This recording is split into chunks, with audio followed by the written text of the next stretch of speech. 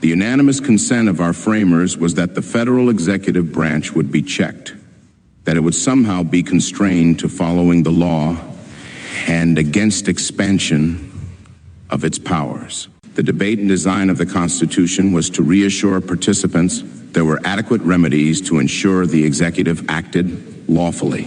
The aim of our national contract was to make it unconstitutional for the president to act or take on responsibilities without adequate remedy to make sure he undertakes those responsibilities lawfully.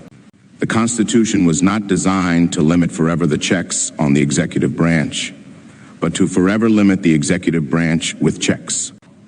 The Constitution was not designed to limit courts and laws and petitioners while letting the executive expand. The Constitution was designed with checks at all times, mirroring executive powers. There was never an agreement that checks on the executive branch would never expand. There were arguments about how various currents and factions would be checked. Did these rights need to be enumerated? Was political surveillance by elections adequate?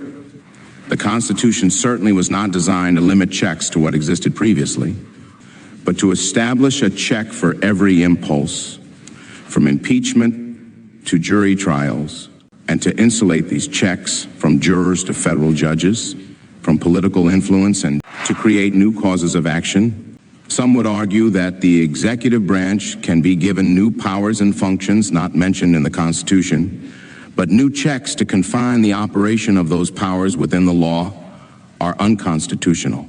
The more elaborate executive branch functions become, the less they can be captured in perceptions in the public square.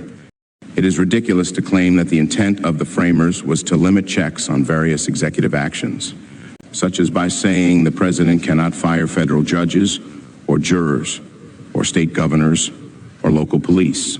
But after the time of the founding, there can be no new institutions as necessary to check the executive's expanding powers.